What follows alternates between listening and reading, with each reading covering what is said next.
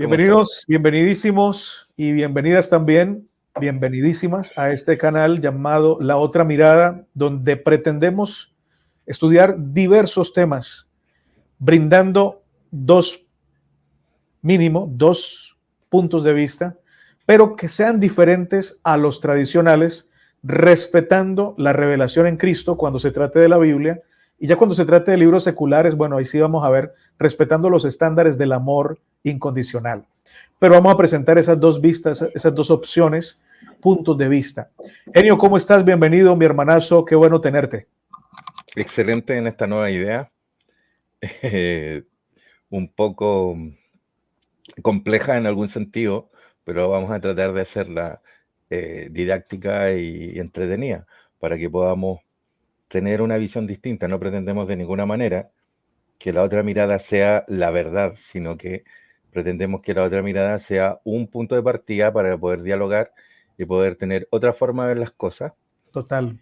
Y que podamos entender que hay otras opciones también, tanto en diferentes cosas de la vida, en libros, en historias, en anécdotas y también en cuando leemos la Biblia. Totalmente, Enio. Así que bueno, comencemos hoy con ese tema que nos convoca, que tiene que ver con la continuación del tema pasado, del sábado pasado. Así que Sí, te doy la el palabra. sábado pasado habíamos hablado de la ley y la sangre, lo que significaba que casi todo es purificado según la ley con sangre. Vamos a hacer un pequeño enganche para los que no estuvieron en ese en vivo. Seguro en este canal vamos a poner un extracto en el futuro, en las próximas semanas, de ese en vivo que hicimos en defensa de mi fe. Y aquí lo vamos a traer, para poder hacer una conexión y la gente sepa de qué tratamos en ese tema.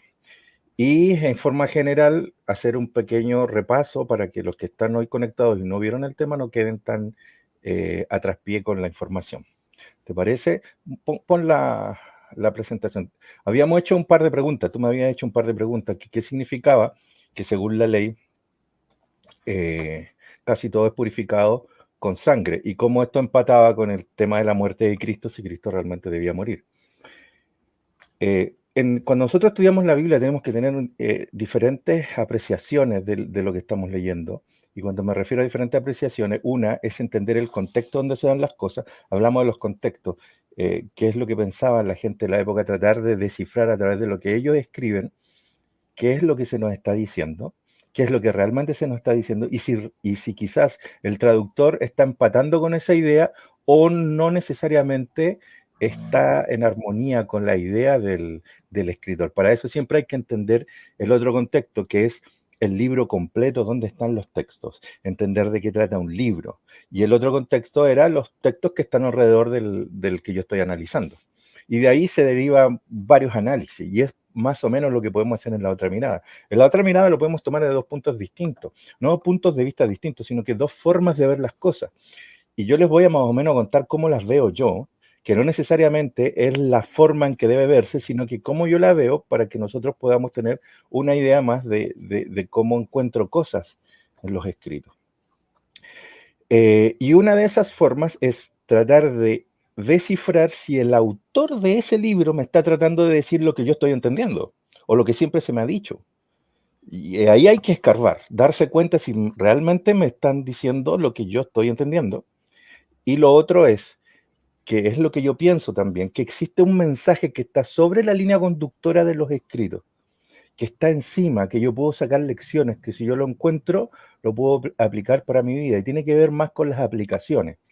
No tan explícitas, sino que hay ciertas aplicaciones que flotan ahí. Como por ejemplo, alguien puede decir, mira, yo veo la naturaleza, salgo a caminar con mis hijos y veo el amor de Dios a través de las plantas, los colores. Él está aplicando cosas que ve a la forma que él tiene de ver las cosas.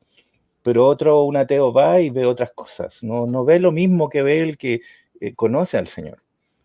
Entonces, ¿cómo nosotros podemos entender a este Señor que se nos revela como un Dios amante, un Dios bueno, en ese hilo que está sobre el texto? Porque el texto nos dice que hay un Dios que es asesino, que es abusador, que destruye, y que aquel que no está con él simplemente lo corrige borrándolo de la faz de la tierra. Entonces, ¿cómo podemos encontrar a Dios amante? A pesar de todo ese mensaje, existen hilos que nos pueden enseñar. pero tenemos que aprender a verlos también. Tampoco son muy claros. Ahora, existen porque de todo lo que está debajo de la tierra, la naturaleza, los escritos, sean bíblicos, sean apócrifos, sea de donde sea, proviene de alguien que los escribió. Y ese alguien que los escribió proviene de la mano de Dios. O sea, Dios está explícito en las manos de cualquiera, incluso de aquel que hace daño. Tú puedes encontrar a Dios de alguna manera. Eh, en el daño que se le ha hecho, puedes entender que hay cosas que no se hacen, etcétera, etcétera. Se puede analizar de muchas aristas. Pero vamos con ese pequeño repaso, que vamos a estar unos 5 o 10 minutos viendo de qué hablamos y nos vamos a enchufar y todo lo que estamos diciendo, lo que estoy expresando, va a tomar algún sentido, ¿ok? En el caso del perdón, nosotros habíamos dicho que perdón era karasomai, afiemai y feidomai, que es una forma, no sé si lo expliqué muy bien la vez pasada, quizás ahora lo explique peor, pero lo voy a tratar de hacer. Karasomai es cuando el Señor te perdona de antemano sin que tú ni siquiera lo sepas. Esa clase de perdón en griego se dice karasomai y en nuestro idioma se traduce como perdón, por eso que a veces leemos que cosas que dice que el Señor te perdona desde siempre, desde antemano, y en otras partes lees cosas cuando dice que el Señor te perdona si tú realmente estás arrepentido. Ese es afiemai, que es otra clase de perdón. ¿Y en qué consiste? Que es cuando el penitente y el ofendido se encuentran y se dan cuenta y uno perdona al otro y el otro lo sabe. Entonces hay una respuesta del ofendido y hay una relación del que es ofensor. Por lo tanto, comúnmente hay un cambio. En el karasomai no está relacionado con el cambio de la persona, pero en el afiemai sí. Esa clase de perdones. Por eso que lees un texto que dice que el Señor te perdona si es que, claro, no te va a hacer afiemai si tú no lo sabes. Por lo tanto, si tú lo sabes, si confiesas, vas a recibir afiemai y te vas a dar cuenta de que el Señor te perdona. Y el feidomai es como tratarlo así como cualquier cosa. Si alguien viene y te dice, ¿sabes qué? Quiero que me prestes dinero y tú estás en tu casa y tú dices, ¿sabes qué? Me da lo mismo lo que la otra vez no me quisiste devolver, pero ya sabes que no me interesas. Es como que estás dejándolo pasar, pero te da lo mismo la persona. Ese es feidomai. Y cuando el Señor dice en muchas partes, el Señor no los perdonó, comúnmente usa feidomai. Lo que está diciendo es que no hizo eso, sino que hizo algo al respecto, lo trató con seriedad. ¿Y qué es lo que el Señor hizo? Es que los dejó en el lugar donde ellos querían estar. En el caso de los ángeles caídos, dice el texto de Pedro, que los dejó en las tinieblas donde ellos querían vivir, los dejó ahí porque el Señor no los mata, no los destruye. Y eso es un hecho a la causa. Y muchos textos que a veces la gente saca para discutir del perdón, usa uno de estos 7, 8 textos que salen en la Biblia que dicen feidomai. Y ahí la gente se confunde con qué me está hablando, porque el Señor en la cruz nos karasomai y nos afiemai, no nos feidomai. No, feidomai tiene que ver con tomar acción respecto a algo, que significa hacer algo al respecto, no tratar a la gente con lenidad. Cuando te dice no feidomai, estoy haciendo algo al respecto de lo que tú hiciste. ¿Qué significa eso? Que te estoy autorizando que tú estés donde tú quieres estar. Eso es lo que quieren decir esos textos. Ahora, siguiente imagen. Nosotros habíamos dicho que casi todo es purificado según la ley. Claro, según la ley. ¿Por qué? Porque todo lo limpiaban. Aquí dice muere irremisiblemente. Si alguien cometía un error, lo limpiaban con sangre. Pero eso no quiere decir que tenga que ser la forma en que se limpien las cosas. La ley actuaba así. Por eso que Pablo dice en Deuteronomio, el escritor de Deuteronomio nos dice que la ley era un testigo contra el hombre. Y ahí la puso Moisés dentro del arca, fuera del arca, pero en el lugar santísimo, para hacerla testigo contra las personas. Entonces, la ley caía, la ley destruía, y la única forma de limpiar era derramar sangre, en este caso el penitente. Y si el penitente quería salvarse, en algunos casos podía haber un animal que podía estar en reemplazo de él. Y llegamos a Hebreos, donde Hebreos dice de que que el testamento, se confirma con la muerte de alguien. Y esto es lo que pasa con las herencias. Si tienes dos personas, o tienes una persona que es la dueña de un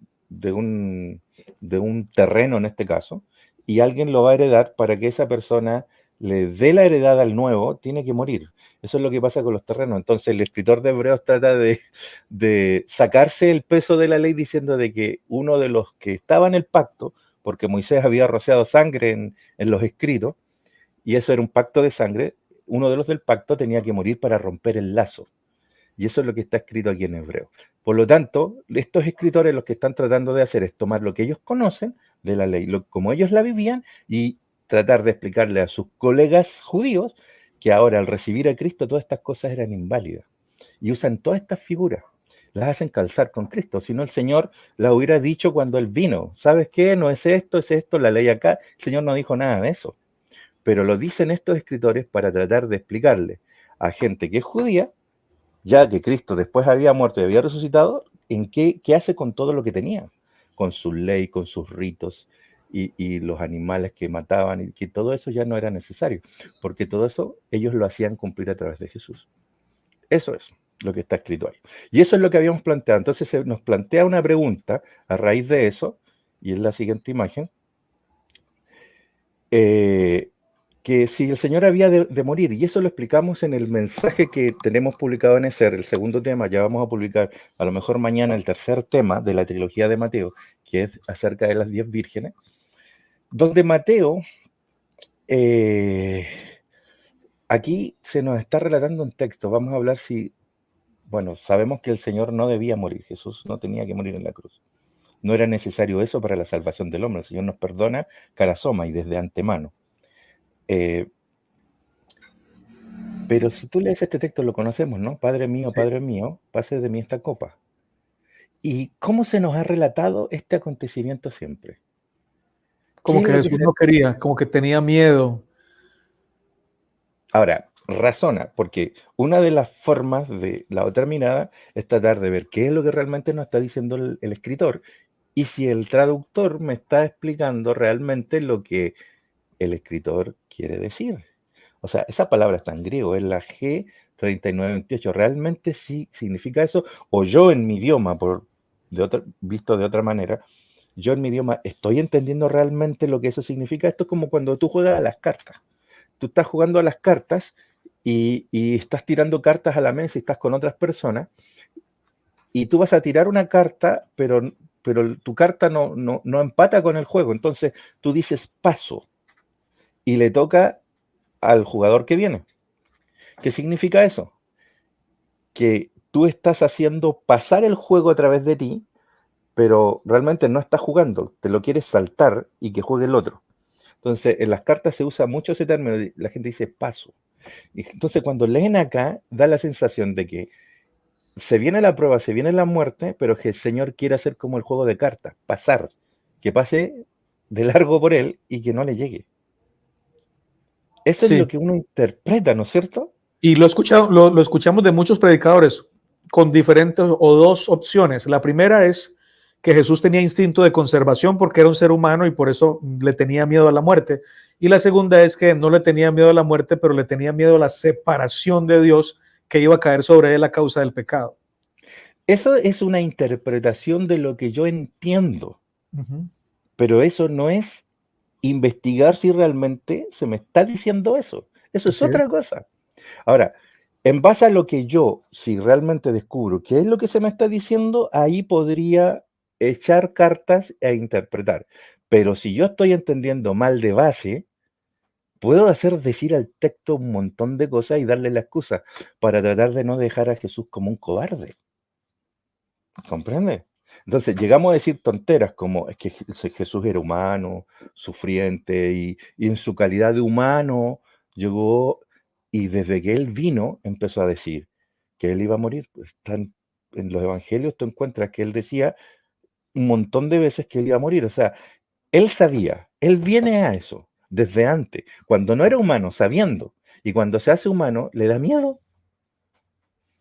Nos han enseñado un Jesús cobarde.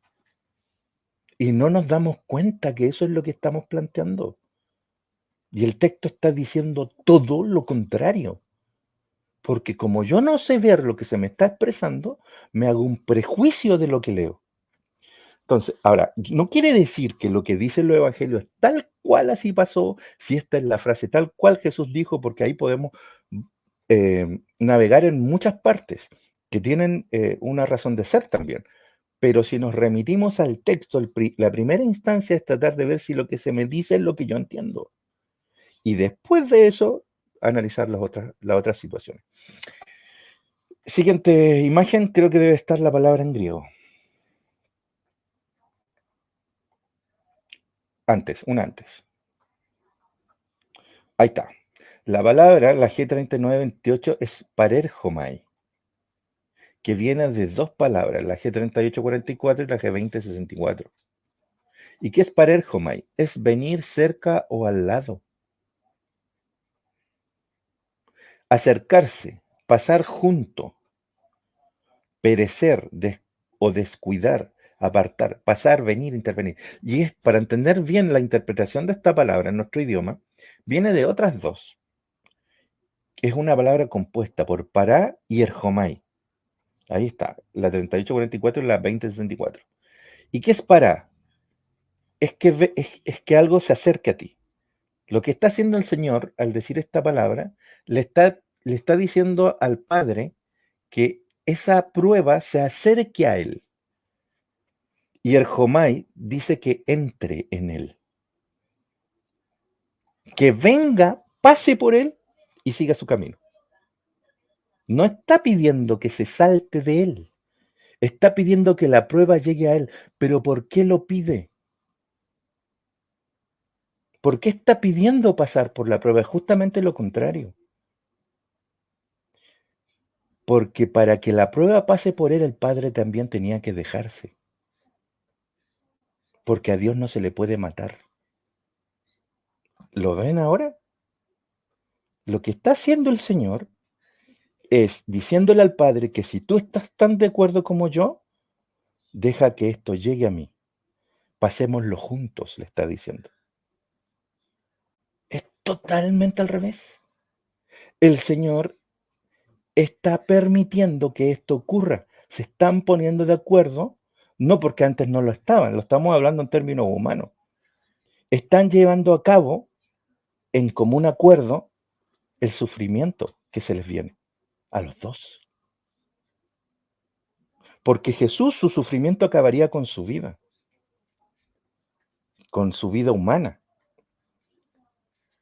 Pero Dios estaba ahí presente y no tenía que hacer nada. Dejar que el hombre actuara sobre su propio hijo. Yo no sé si tú te pones en ese rol, o yo, o cualquiera de nosotros que somos papás, porque que alguien le está haciendo daño a tu hijo en tu presencia. Y que tú puedas hacer algo al respecto y estás dispuesto a no hacerlo por respeto o amor a aquel que está haciéndole el daño, porque no sabe que le hace daño a tu hijo.